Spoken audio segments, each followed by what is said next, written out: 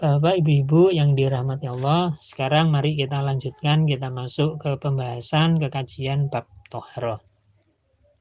Di mukadimah tadi saya sampaikan satu ayat yang terletak di dalam surat Al-Baqarah, ayat yang ke-222. Allah berfirman, A'udzubillahi minasyaitonirrajim, Innallaha yuhibbut tawwabina wa yuhibbul mutatahhirin. Innallaha yuhibbut tawwabina, sesungguhnya Allah mencintai orang-orang yang bertobat,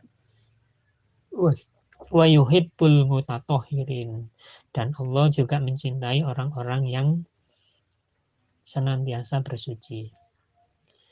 Di dalam hadis yang tadi saya juga sampaikan, hadis rawahu Imam Muslim dari sahabat Abi Malik Al-Haris bin Asim Al-Asy'ari, dia menceritakan bahwa Nabi SAW bersabda, At-tahuru syatrul iman. Bersuci atau kesucian itu sebagian dari iman. Bahkan di dalam hadis yang lain, yang juga diriwayatkan oleh Imam Muslim dari sahabat Abdullah bin Umar radhiyallahu an, beliau menyatakan bahwasanya beliau mendengar Rasulullah SAW bersabda, La yakbalullahu sholatan bi ghairi tahur wala sadaqatan min hulul. La yakbalullahu sholatan bi ghairi tahur. Allah tidak menerima sholat seorang tanpa dia bersuci. Wala sadaqatan min hulul, dan Allah juga tidak akan menerima sodakoh seseorang yang sodakoh itu dilakukan dari harta yang kotor, yaitu korupsi, hulul. Nah, ayat dan riwayat tersebut menjadi landasan kita berbicara tentang toharoh. Tadi ada kata-kata wa yuhibbul mutatahhirin. Allah mencintai orang-orang yang bertoharoh, yang bersuci. Nah, apa sih toharoh itu, Bapak Ibu? Secara bahasa, toharoh itu artinya suci atau bersih. Dari arti kata tersebut, maka toharoh dapat dipahami sebagai satu perbuatan untuk membersihkan diri dari kotoran, dari najis, ataupun juga dari hadas. Secara istilah, toharoh diartikan bersuci, yaitu perbuatan yang dilakukan oleh seseorang untuk menghilangkan hadas ataupun najis sebagai syarat untuk menunaikan ibadah sholat atau ibadah lain yang disyariatkan di dalamnya untuk bersuci dengan menggunakan media atau alat toharoh sesuai dengan ketentuan syariat. Jadi Bapak Ibu, kalau kita pahami toharoh itu sesungguhnya adalah perbuatan untuk mengangkat, membersihkan, dan membebaskan hadas ataupun najis pada diri seseorang yang dapat mencegah syahnya ibadah berupa keadaan, yaitu hadas, ataupun berupa najis, benda yang menempel di badan, pakaian, ataupun tempat ibadah. Nah, Bapak Ibu-Ibu yang saya hormati, dengan demikian antara hadas dan najis itu berbeda.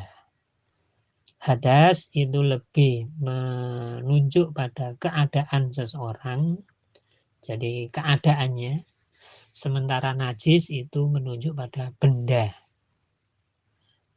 Jadi benda, maka nanti dalam bertoharonya, di dalam membersihkannya, membebaskannya tadi, itu pun juga berbeda. Nah, Bapak Ibu-Ibu yang dirahmati Allah, secara umum toharoh itu dibagi menjadi dua macam, yaitu toharoh maknawiyah atau orang menyebut toharoh kolbu, toharoh hati, yaitu bersuci dari kesyirikan dan kemaksiatan dengan cara bertauhid dan beramal soleh. Jadi kalau mensucikan hati kita dari kemusyrikan, maka caranya adalah dengan bertauhid. Bersuci dari kemaksiatan, maka caranya adalah dengan beramal soleh. Melakukan perbuatan-perbuatan yang baik. Toharo ini sebenarnya lebih penting Bapak Ibu dan lebih utama daripada toharo badan. Karena toharo badan tidak mungkin akan terlaksana apabila di dalam hati masih ada najis, masih ada kotoran yang menempel. Itu tadi kemusyrikan dan juga kemaksiatan-kemaksiatan hati. Di dalam surat At-Taubat ayat yang ke-28 Allah Subhanahu wa taala berfirman, A'udzubillahi minasyaitonirrajim. Ya ayyuhalladzina amanu innamal musyrikuna najas. Wahai orang-orang yang beriman, sesungguhnya orang-orang musyrik itu najis. Apanya yang najis orang musyrik? Yang najis bukan tangannya, bukan badannya. Yang najis itu adalah hatinya. Karena di dalamnya masih ada kemusyrikan. Sehingga Bapak Ibu-ibu tidak perlu kemudian takut untuk misalkan berjabatan tangan dengan orang musyrik karena najis, terus habis berjabatan tangan terus dicuci tangannya. Tidak perlu. Jadi karena apa, yang najis itu hatinya, bukan jasmanianya, bukan tangannya. Sehingga tidak apa-apa ya, berjabatan tangan dengan orang yang musyrik misalkan. Tapi yang sejenis, jangan yang lawan jenis. Di dalam surat Al-Maidah ayat yang ke-41 Allah Subhanahu wa taala berfirman, ulaikal ladzina lam yuridillahu ayyutahhira qulubahum lahum fid dunya khizyum wa lahum fil akhirati adzabun adzim. Ulaikal ladzina lam yuridillahu, mereka itu adalah orang-orang yang Allah tidak hendak ayyutahhira qulubahum, mensucikan hati mereka. Fid dunya khizyun, mereka memperoleh kehinaan di dunia, walahum fil akhirah, dan besok di akhirat mereka akan mendapatkan adzabun azim, siksa yang besar. Oleh karena itu Bapak Ibu wajib bagi seorang muslim yang berakal untuk mensucikan dirinya dari kemusyrikan di dalam hati dan keraguan dengan cara ikhlas, bertauhid, dan beriman.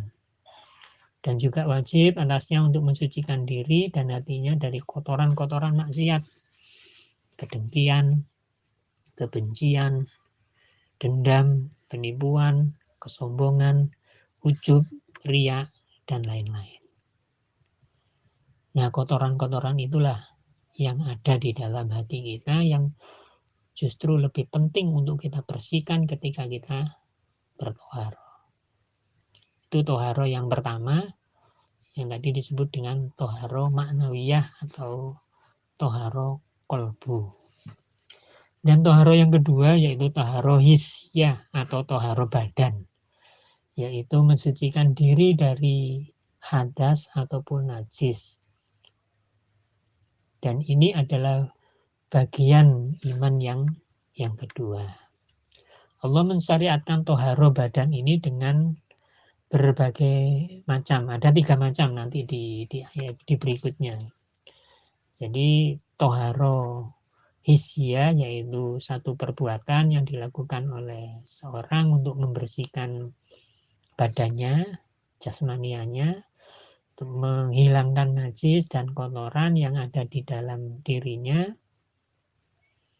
baik itu di pakaian, di badan, ataupun juga di tempat ibadah. Ini harus dibersihkan. Dalam hadis riwayat Imam Muslim tadi dikatakan at-tahuru syatrul iman. kesucian. Yang dimaksud kesucian di sini yaitu toharoh hisia ini adalah sebagian dari iman. Nah, jenis toharoh hisia kemudian dibagi menjadi dua macam, yaitu toharoh dari hadas. Tadi saya sampaikan hadas itu keadaan, yaitu membersihkan diri dari hadas kecil, satu keadaan yang memang diminta bersuci dengan bersuci tertentu, yaitu wudhu dan tayamum, dan juga berhadas besar, itu bersuci dengan mandi ataupun juga dengan tayamum. Kemudian yang kedua yaitu toharo dari hubus atau najis, yaitu membersihkan diri, pakaian, dan tempat ibadah dari sesuatu yang najis dengan media toharo. Selanjutnya Bapak Ibu, pembahasan terkait dengan materi toharo hisia dari hadas ini bukan najis tapi dari hadas, dirinci sebagai berikut. Ada beberapa pembahasan. Nah, ini pembahasan ini memang cukup panjang. Saya nggak tahu nanti waktunya sampai seberapa ini yang kita butuhkan. Beberapa pembahasan. Yang pertama yaitu landasan tentang bertoharo, dan yang kedua tentang macam-macam toharo. Nanti dibahas di dalam landasan toharo itu, nanti juga dibahas tentang macam-macam toharo. Kemudian pembatal toharo, kemudian kaifiyah dari toharo. Jadi saya ulang lagi, di dalam pembahasan nanti ada 3 hal. Yang pertama yaitu macam-macamnya toharo, fungsi toharo, kemudian macam-macamnya toharo, dan pembatal toharo. Nah, mari kita lihat satu persatu dari materi tersebut. Yang pertama yaitu landasan bertoharo. Kalau tadi landasan toharo secara umum, nah ini landasan toharo secara khusus. Di dalam surat Al-Maidah ayat yang ke-6, ayat yang panjang, Allah menyebutkan, A'udzubillahi minasyaitonirrajim, ya ayyuhalladzina amanu idza kuntum ilas sholati faghsilu wujuhakum wa aydiyakum ilal marafiq wamsahu biru'usikum wa arjulakum ilal ka'bain wa in kuntum junuban fattahharu wa in kuntum marudha aw ala safarin aw jaa ahadum minkum minal ghaid aw lamastumun nisa falam tajidu ma'an fatayammamu sha'idan thayyiban famsahu biwujuhikum wa aydikum minhu ma yuridullahu liyaj'ala 'alaikum min haraj walaki yuridu liyutahhirakum wa liyutimma ni'matahu 'alaikum la'allakum tashkurun.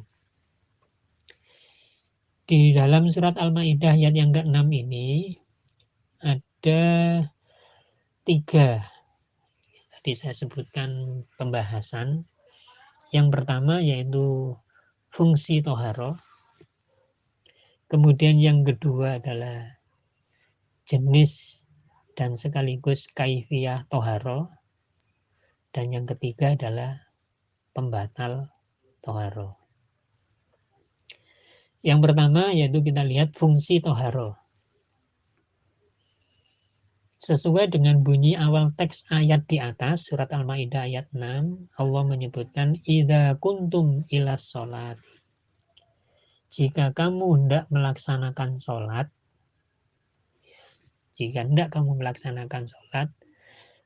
maka hendaklah kamu bertoharo.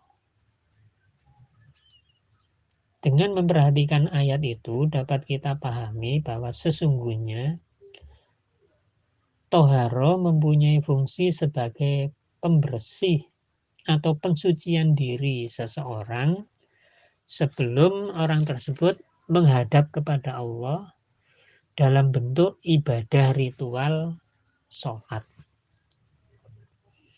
Jadi fungsi dari toharo yang nanti jenisnya macamnya nanti berikutnya itu adalah bersuci untuk sholat, bukan untuk ibadah yang lain.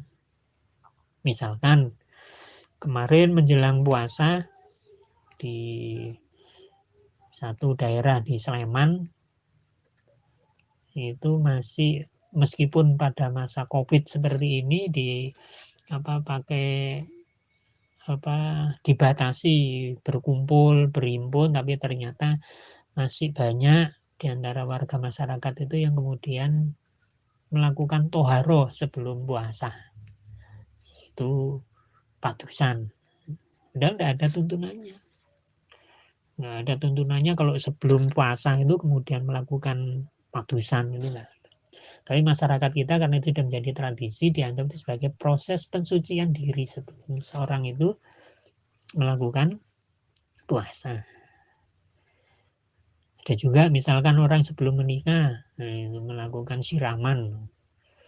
Dianggapnya siraman itu sebagai toharo sebelum seorang melakukan pernikahan. Jadi sekali lagi saya tegaskan Bapak Ibu, menurut surat Al-Maidah ayat 6, fungsi dari toharo itu adalah untuk membersihkan jasmani, ya, membersihkan anggota-anggota badan kita dengan media toharo sebelum melaksanakan ibadah sholat.